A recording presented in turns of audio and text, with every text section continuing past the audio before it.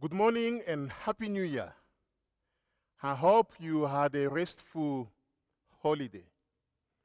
This morning, as the year starts, I want to encourage you to continue walking by faith and not by sight, as written in 2 Corinthians chapter 5, verse 7. For we walk by faith, not by sight. In this exhortation, I'll briefly contrast the walk by faith and the walk by sight, especially in a difficult time like the one we are living in. Let's pray. Father, we exalt your name for being wonderful. We thank you for being the one who watches over us and who protects us against all the forces of darkness. Above all, we thank you for the salvation that you have given us in Christ. We know that you are our Creator, our Redeemer, and you continue to sustain us. We look forward, Lord, to the listening of your word this morning, and we pray that you bless it to us. In Jesus' name, amen. We are living in uncertain time, with many people delusioned, confused, and distressed.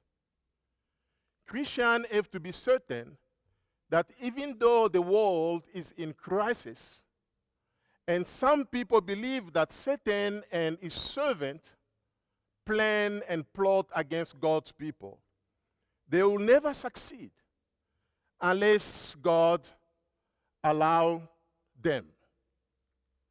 Our Lord Jesus Christ, who is the captain of our salvation, is seated at the right hand of God, watching over us.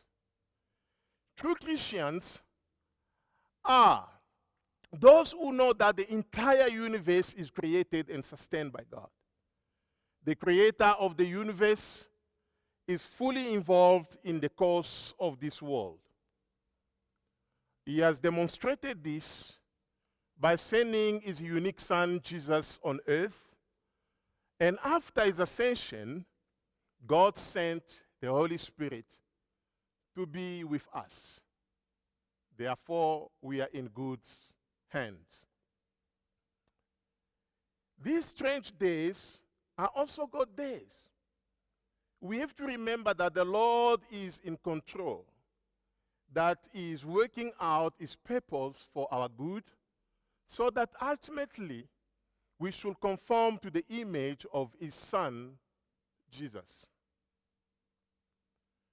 God in good times blesses us with grace and enables us to serve Him and His people joyfully. And in difficult times, He blesses us with grace and enables us to serve Him faithfully with perseverance and patience.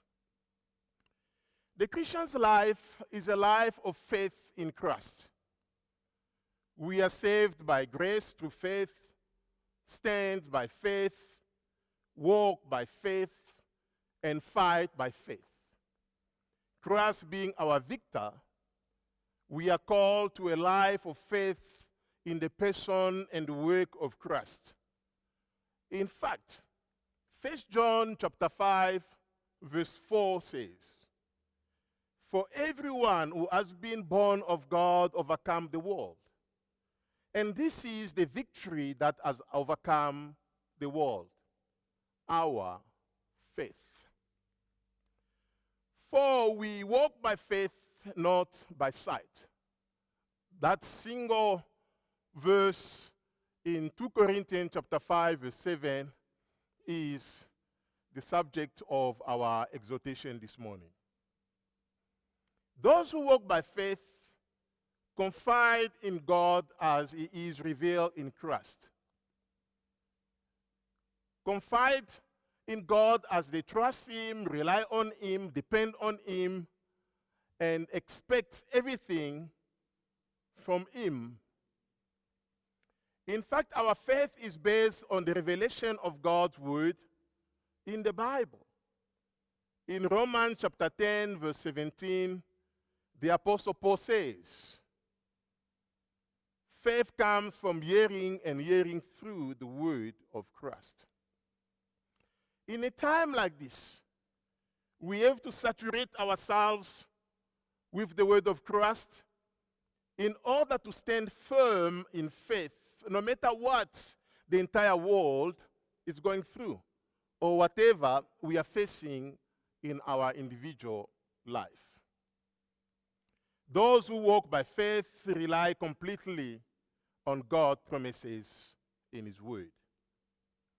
The life of faith filters our thoughts, actions, attitude, and words through the Holy Scriptures, and we listen to the inner prompting of the Holy Spirit, follow His directions, and trust in the Lord with all our hearts.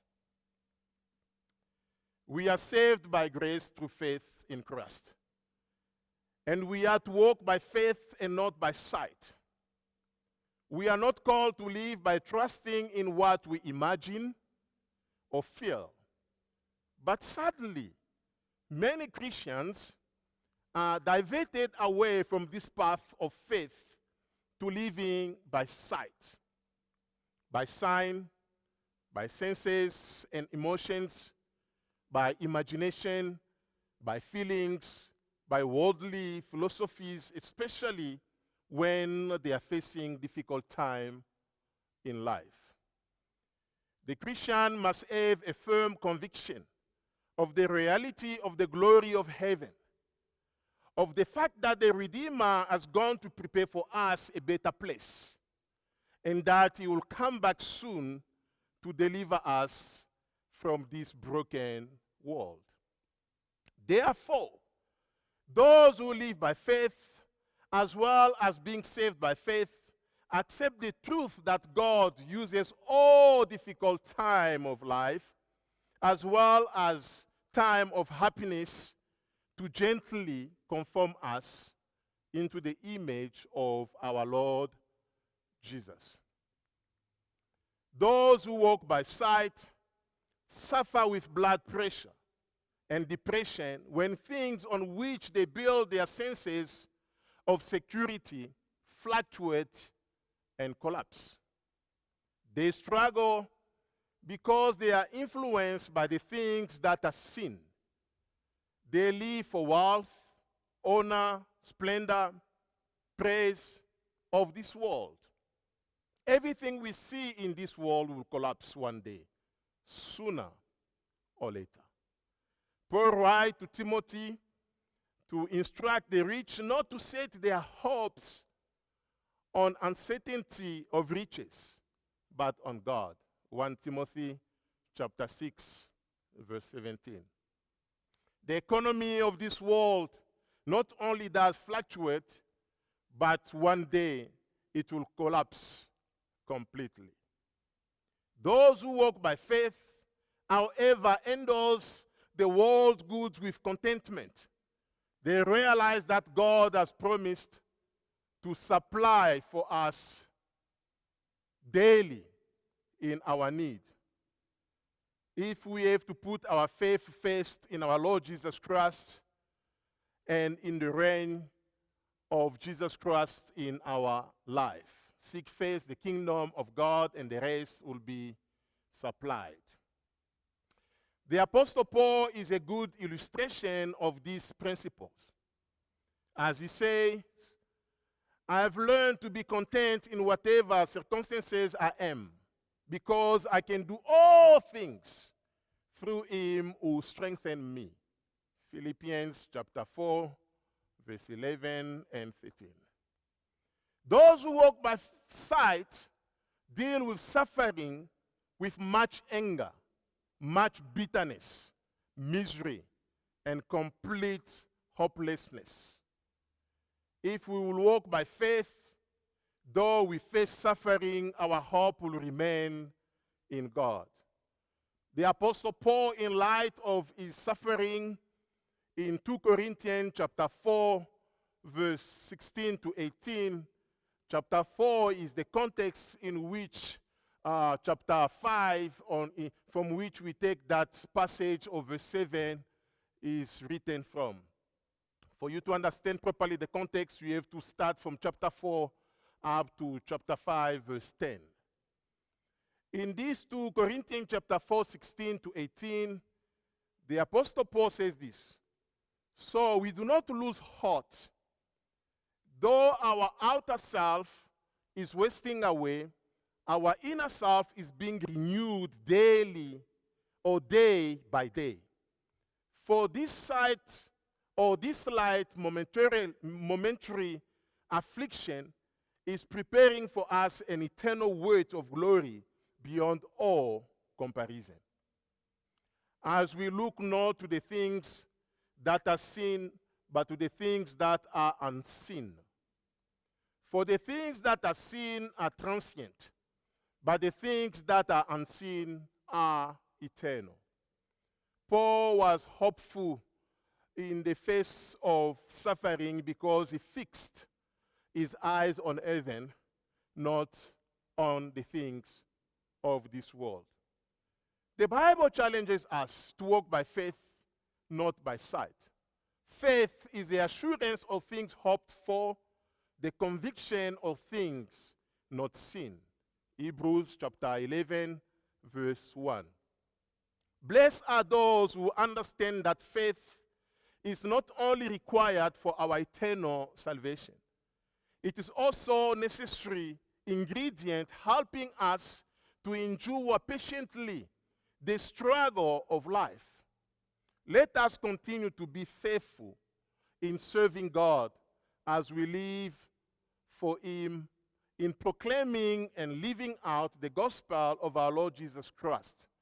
Let not allow what we are facing in this world mislead us from our goal. We are called to be the light in darkness. There must be darkness for us to shine lightly. But if we who are called to be the light in darkness, when the darkness comes, we seem to conform ourselves with darkness, then we are becoming more and more blind. And Paul was right by calling the entire body of Christ, the entire church of God, that in the midst of suffering, as himself has suffered all kind of suffering for the cause of the gospel, he has exhorted us, taught us, and instructed us that we should continue to live and walk by faith and not by sight. And if you do that, living by faith, you'll continue to trust God. You'll continue to await from Him to bless you. You'll continue to serve Him faithfully without doubt, without hesitation, even if you can come to the point where you have lost everything. Our hope is not in the things of this world. Our hope is in God. The same way our Lord Jesus Christ has to live the glorious atmosphere in heaven, He came down. He went through all kinds of suffering. He did not stop on His call or on His mission because of what He was facing, but He was determined to remain faithful to the Father in spite of opposition, in spite of all the temptations, in spite of all the challenges that He had faced, and finally He has overcome all for your sake and my sake. And if we can follow our Lord Jesus Christ, if we can follow Paul, nothing of this world will ever distract us or take us astray or mislead us from our faithful devotion to our God and faithful service in which God has called us to. So, dear brothers and sisters, I know that this year that we have finished has been a difficult year. Some of our fellow brothers and sisters have lost their loved one, and some are still sick. So we can just trust that the Holy Ghost will continue to console and comfort you. And those who are still sick, I'm praying daily. And the eldership team and your fellow brothers and sisters are praying daily so that God can extend His hand of mercy and healing and heal you. For those who have lost their belonging, please trust in the Lord. The journey is still long. Do not throw your towel. Do not give up your journey with the Lord. Continue to trust in God. Continue to be saturated with the Word of God. And I believe God will see us through no matter what. Let's close our eyes and pray. Father, we exalt your name this morning for being wonderful to us. We are undertaking this new year with much expectation and determination. We know that you have never failed your people, and you'll continue to sustain us, and we'll be able to say, like Paul said, that your grace is sufficient. Give us your strength. Comfort us. Fortify us, and continue to lead us by your grace through the power of the Holy Spirit. In Jesus' name we pray. Amen. May the Lord bless you. Thank you.